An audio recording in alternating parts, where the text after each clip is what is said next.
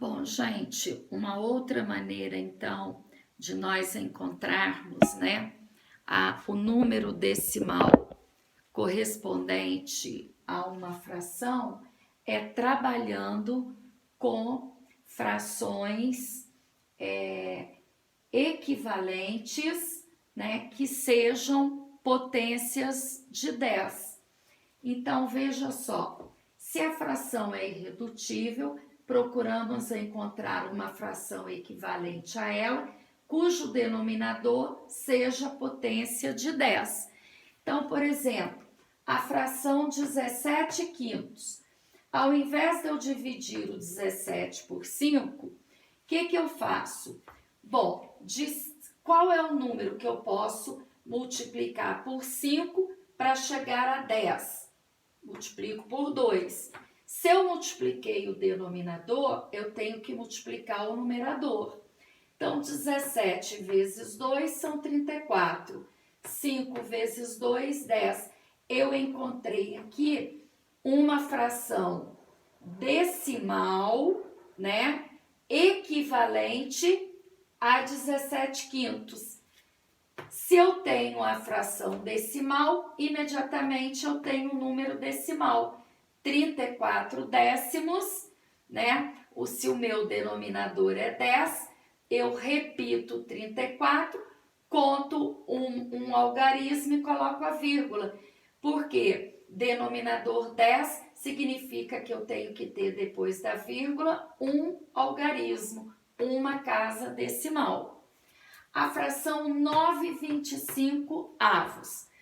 Então, de 25 eu não tenho como chegar a 10, mas eu tenho como chegar a 100. Multiplicando 25 por 4, eu vou obter 100. Multiplico 9 também por 4, eu obtenho então uma fração equivalente, né, a 9/25 avos, que é 36 centésimos.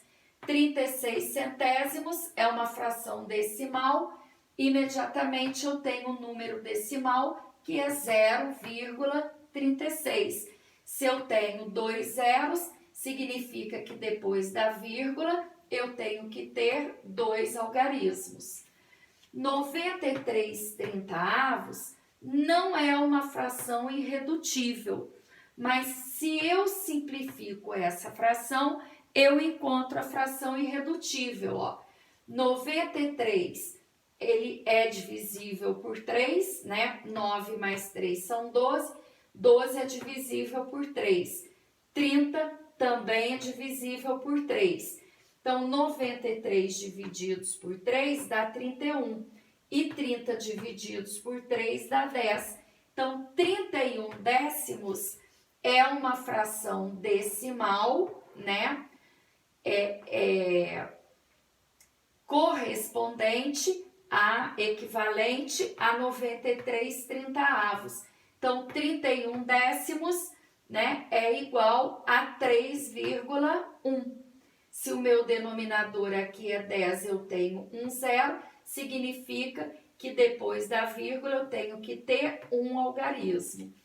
11 meios é uma fração irredutível. De 2 eu posso chegar a 10. Multiplicando 2 por 5, o 11 por 5. Eu vou obter 55 décimos. 55 décimos é uma fração decimal. Se o meu denominador aqui é 10, né? Então significa que depois da vírgula eu tenho que ter apenas um algarismo. Então, 55 décimos é o mesmo que 5,5. Então, aqui está, né, uma outra maneira de nós chegarmos ao número decimal. Ok, gente? Então, agora fica aí, né, as duas maneiras para vocês escolherem, né, qual vocês pretendem usar. Então, vou deixar agora exercícios para vocês fazerem para a nossa próxima aula, ok?